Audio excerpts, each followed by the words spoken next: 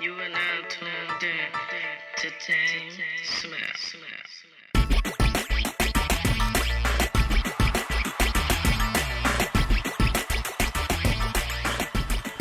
Welcome to Musician Talks with DameSmiff. This is episode 8, and today I'm going to talk to you guys about power and how you can use it to your benefit as an artist. But first, before we get into that, I want to make sure that you guys like, subscribe, and share everything you see that I'm doing, just so you can support and everybody get the word out. More people join the conversation, the more in-depth the conversation can get, and more information we can learn. So, I wanted to talk about power as an artist. And some artists don't understand what that power looks like, what it is, or how to use it. But I think generally people who even aren't artists don't really understand how you can cultivate that power as an artist, or, identify it rather. So I want to start with identifying what is power as an artist. Power as an artist, I'll say, is essentially your utility as an artist and the benefit you bring to whatever situation you find yourself in. And as I've stated before, for many artists, your power doesn't lie in solely your musical talents. You have to be a benefit to society and the people around you, as well as be proficient in the talents that you have, which I spoke in my last episode about honing your craft and make sure your craft is being held up to the highest standard. So, when exploring your ability and expressing your power as an artist, some of the things you can look at to tell where, your peaks and valleys are in terms of your utility as an artist, some of the ways you can see that is obviously in your musical talents. Like if people are reacting positively to what you're doing as an artist, that's a good sign. But that would come in putting that talent in front of people, because you can't just do that. Like you can't just record music or just record a video of you performing and then you'll get a good idea of where you stand as far as your utility as an artist. That's not how you would get a clear, accurate portrait of that. The best way you can do it is to essentially exploit yourself and get yourself out there.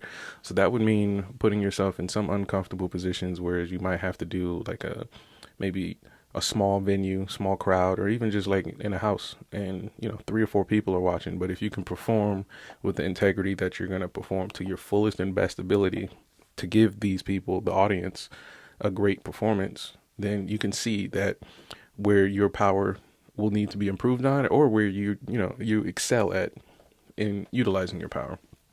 So a good example I can give you of both is if you're at a live show and something happens where, the show set gets disrupted and there's some dead air or some dead time in between songs or maybe between setups, and you're holding the mic and you're in front of the crowd. Like it was sudden. There was nothing you can do about it. It was just a situation that occurred, right? Your power as an artist here is when the power you can use here as an artist is utilizing your wittiness, utilizing your relatability as an artist in some senses, and be able to take control of the situation and adapt to it and make it something better. If not, make it feel like as though nothing was essentially wrong. And as far as hip hop goes, that's where you get the basis of being a master of ceremonies, where you're in control of literally the entire ceremony through and through. Like, what's going on. When there is something that you are surprised with, how to handle it and find a solution quickly and efficiently. But as an artist, I'll give you an example of somewhere where you can find a pitfall where if you're dealt with that exact same situation, but you may not have not necessarily the wittiness, because some people can act on their feet, but act in improper directions. So let's say your wittiness tells you, oh, snap, something's happened to the set. There's dead air, there's a dead moment, and you start to panic. That's where your wittiness would take you, is to panic. So with that, you may just start singing or just doing random musical acts thinking that this is going to fill dead air when the audience is looking at you like you're crazy because you're not fully understanding what the issue is at hand. Now that issue, because I know some of you need specifics, but that issue can be super variable. I can give you some examples of specific situations that could be improved on, or that were handled exceptionally well, but at the end of the day, you as an artist have to be able to adapt to whatever that situation is in order for you to be deemed successful, at least in your own eye. So just to keep that in mind, the that wittiness that comes with being able to adapt to different situations is something that most artists are innately born with, but it has to be nurtured and it has to be maintained. And the way you nurture that is, like I said, placing yourself in uncomfortable situations, not ones that that are detrimental, just uncomfortable, meaning like if you're a rapper, take some singing gigs here and there, take some singing lessons. That would put you in a very uncomfortable situation. But when it comes time for you to utilize that skill, you'll have it. It's just like having another skill in your wheelhouse. Um, another way to think of it too is not to get caught up on your identity as an artist, understanding that you are an artist, but at the end of the day, you're human. And that can give you a whole lot more power than the person who thinks that they're solely an artist. Meaning that if we need you to step outside of the artist box and really deal with a problem that's in the music industry or between two artists even, we need you to be able to utilize your human aspect and understand the problem and come to a solution versus saying, hey, look, all I do is music and I don't know anything else. And that can be something like if you're reading your contracts and things like that, or your deals with other people and partnerships, taking an initiative to understand that contract through and through is something artists don't take seriously because they see themselves as only an artist, therefore giving up the power that they would have by educating themselves in what they would be reading in that contract and understanding what they may want to change or may need more information on, because you're not going to know everything as an artist, but understanding that you have the ability to learn is powerful. And so I want to talk about how that can be beneficial for artists, but society in general. So you've seen before plenty of times, we talk about it all the time when something happens. When there's a world crisis or a regional crisis or just a big crisis in your hometown or anything like that, we turn to celebrities and artists and entertainers, not necessarily for perspective, but to shine light on something because of the power that we know artists and creatives have. Now, if you're a person who is popular and not a creative, this can be a really, really hard balancing act for you, because sometimes people are popular because a large group of one demographic relates to this person. So, for example, I'm black. If I were to be put in some popular category, it would be assumed that I represent the perspective of black people. But the human aspect of that will tell you that being black doesn't fully identify what I may be thinking as an individual, if that makes sense. I think it does. So when we turn to artists, it's a little more beneficial because artists are good at reflecting what they are experiencing in their life or just what they see. They may not necessarily have direct experience to it, but they should be able to, flesh out what they're seeing in the world, which is why we turn to artists and songstress and things like that. Way back in the past, we used to call these people bards, where you would go into the local saloon or food market and there would be a person singing about the current events of the time or just telling you a prominent story of the generation. But with that being said, that's why we do that. But why we do that and what is the result of that is typically that the artist, if it's like maybe a national crisis or things like that, the artist can be able to bring awareness to that issue, which allows the people who are directly impacted by it and affected by the problem can actually get the assistance or the resources that they need just by simply bringing people who have these resources and want to assist, bringing the awareness to those people. And this can be extremely, I'm not going to say dangerous, but like in a way, it's a lot of responsibility, because if the message is muddied, if the message is incorrect, or if the message comes from a place that isn't represented or received well, then it can destroy the very fabric of, what you're trying to do as an artist. And it could diminish your the trust you have with the people around you in your society. And we've seen that before, where somebody will come up and give just their personal perspective on an issue that the majority may not have. And in turn, they're losing opportunities because of that, and they're losing relationships because of that. So it's important, but just like how power is for everybody, it takes a lot of responsibility. So it's important for artists to be very careful about the things that they do when they're wielding their power as an artist. And again, like I say, there's some people who they see themselves as artists, and that's it. At the end of the day, they don't want to do or step forward or take responsibility for other things, and that's fine. But what you tend to see happen is accountability gets thrown out the window. So a lot of artists, they don't feel that they are role models for the people that, make them their role models. So they don't behave as such, and the accountability is fallen upon just anybody who points the finger. But at the end of the day, in reality, artists, when we reflect what we see and what we experience, that means that someone has to consume what we're reflecting at the end of the day. So you're not in a position to naturally say that what you do has nothing to do with you as an individual, because you are reflecting the very thing that you see. It's like saying you became an artist with no inspiration. You just woke up one day, never heard of music theory or other musicians, and just became a musician. Like it's kind of asinine to say that, but like I said, it's just a perspective. So some people, they have that perspective where I'm doing a job called being an artist, not I'm fulfilling the position of an artist in society. So it's just important to understand where you sit with that personally, and where the people around you sit with that. Because you could be in a 5-man, 6-man, 7-man, 10-man band, and your guitar player doesn't believe he's an artist. He believes he's just playing guitar. So the very next opportunity he gets, he's jumping on it just for the sake of that being the job he was doing at the time. You see what I'm saying?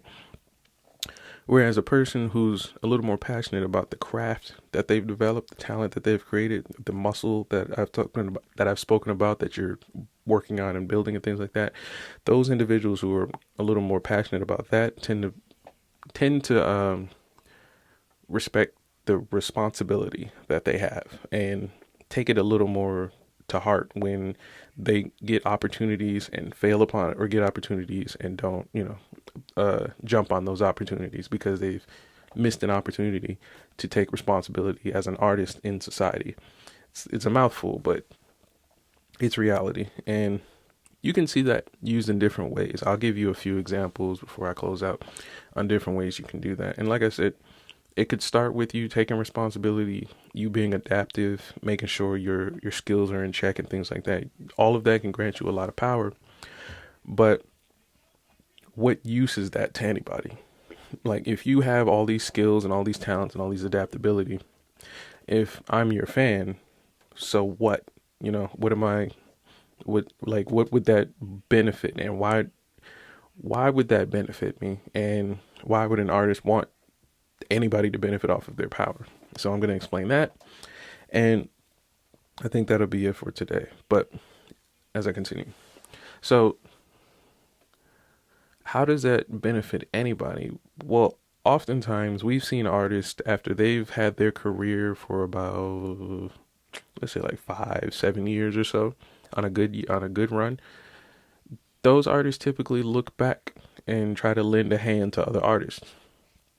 Now, that's a good way to flex your power, in the sense of, just making music, collaborating. That's one way. Another way could be allowing them to tap into some of your resources. Maybe you have better studio equipment or safer studio equipment, because some people are recording in situations that just aren't lucrative. You can assist in consultation, leadership, things like that, or just mere presence.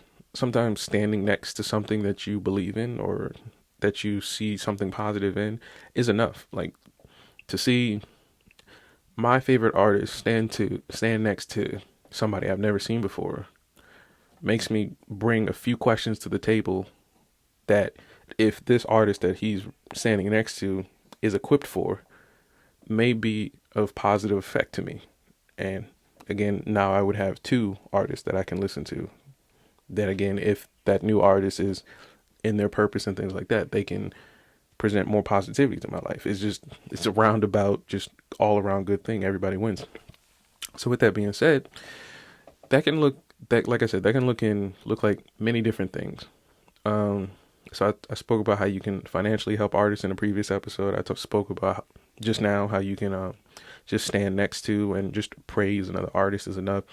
And I spoke about how you can share your resources with other artists. Now, why would an artist want to do that? Why would you ever spend, the amount of years or whatever you've been in schooling or learning and honing your craft to all of a sudden at the end of it or at the peak of it to say, yeah, I'm gonna give it to the next guy or girl? Well, you do that. Again, it's a bit of it's a social responsibility you have for other artists, because you should have and most likely have seen the struggles that most artists go through. Those struggles aren't like the struggles of an artist, similar to like the struggles of anybody in the world. They're not necessarily yours to have. They're just problems that exist in the world. So to understand that means that you understand that people aren't choosing their struggles. Like, they just happen upon them. So for you as an artist to understand that you've had success as an artist, it's just a cool thing to help somebody get closer to their success. It's just a cool thing. You don't have to do it, but it would be amazing and dope if you did it. And with that being said, more successful artists, if you're looking at the bigger grand scheme of things, more successful artists means more successful art and a more successful industry, which brings value to the industry and makes more people want to be a part of the industry, or just, help better the industry if we have more people on the same page that way. It is what it is. But in reality, as I've said before in this episode, there's people who just identify as artists. They're not really identifying as an artist with a responsibility or anything like that. So they're just, they're just here. There's always that.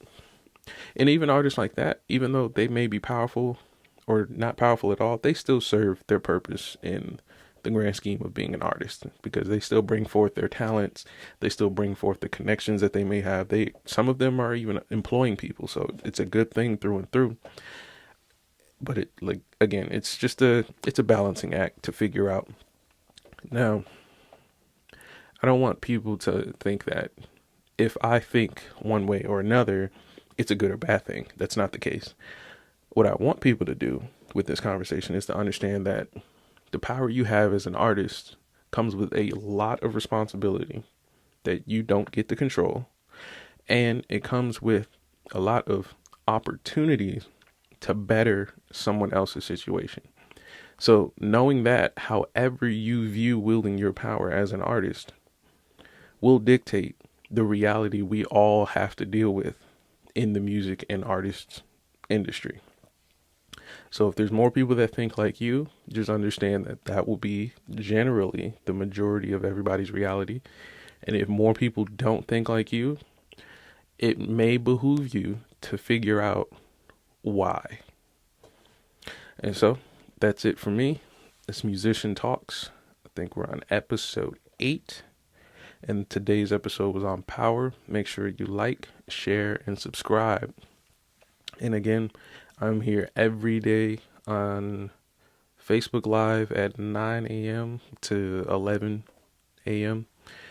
It's a bit of a window depending on what I have going on that day. But I'll be uploading every day except for Wednesdays. No Wednesdays. And be on the lookout for more footage on YouTube. I'll be recording this first on Facebook, editing this, and then uploading it all on YouTube. And you'll see the edited version as well on Facebook. And again, be sure to like, share, and subscribe. Send this to all your friends. Get them joining the conversation. Send this to artists. Ask artists these questions, and see where you fit in their relationship as a person who may or may not be an artist in the world, and see how y'all can get on the same page and help one another. Because again, the only reason I really started this is to really get the conversation about the first hip hop union. So if we can get artists unionizing, we can see a very different outcome for the music industry and artists in general. And so that's it. We out.